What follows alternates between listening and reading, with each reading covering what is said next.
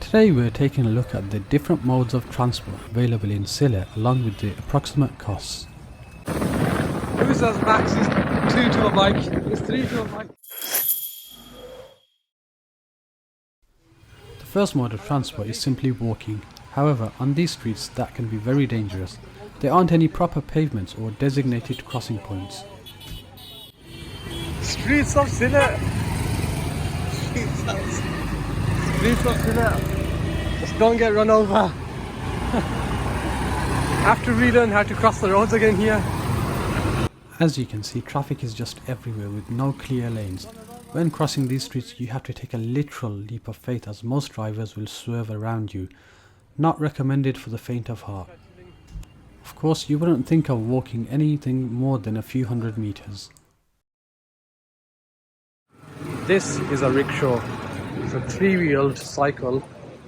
Seats 2 people and is basically the main form of transport in inner Sylhet city. They're pedal powered and they're good for basically a few kilometers, nothing more really.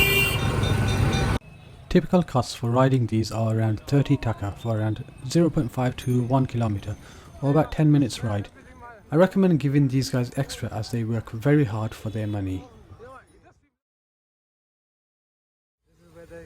These are called CNG after the fuel they use. In other countries they call them auto rickshaws. Basically it's a three-wheeled motorized vehicle with a motorbike style handlebar. It's quite underpowered. It's quite nimble, quite small. It's used for short to medium long distances.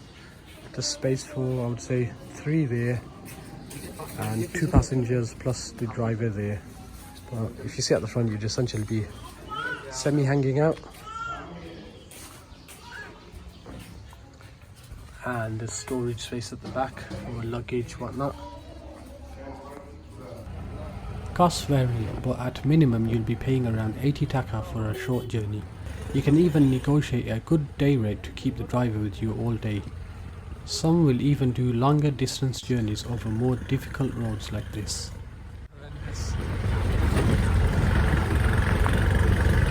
They're not maintained whatsoever.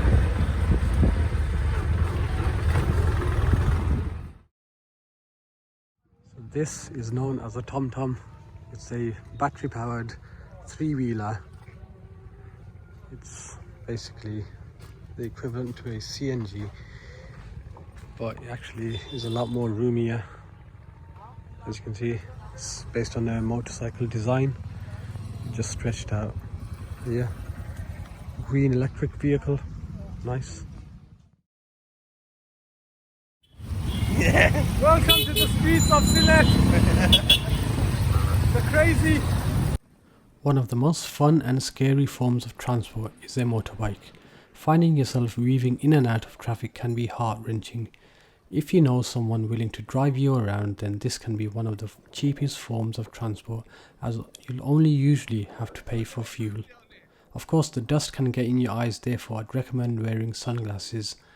Again, like some of the other transport methods that I've mentioned already, it's not recommended for long distance journeys as it can take its toll on your body.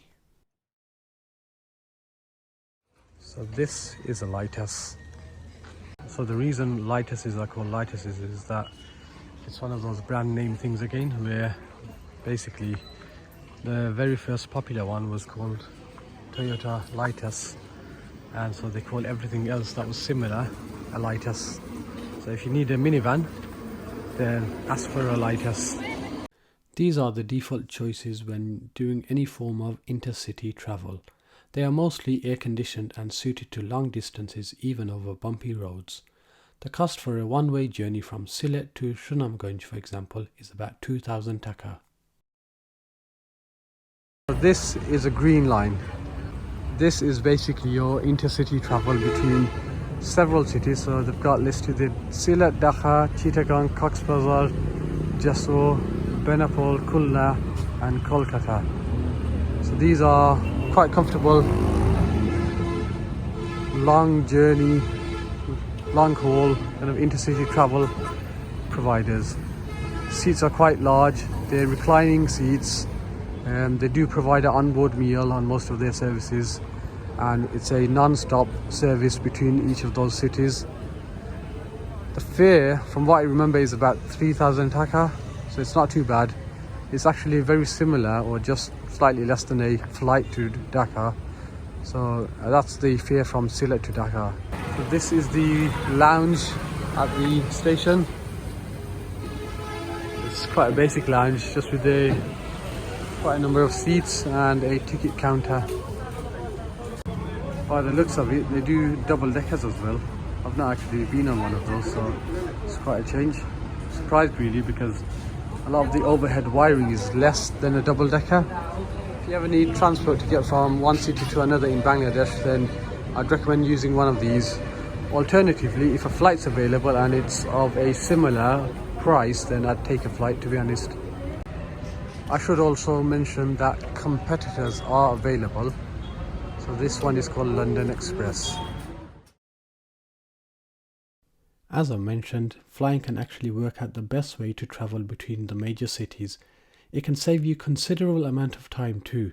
For example, Sylhet to Dhaka by road can take 6 hours versus 30 minutes by flight. Even though it costs slightly more than a coach journey, the time saved is well worth it. There are several flight options available too, with new operators opening up every year. Hope you found this video useful on the different forms of transport available to get around Sylhet and even between the major cities of Bangladesh.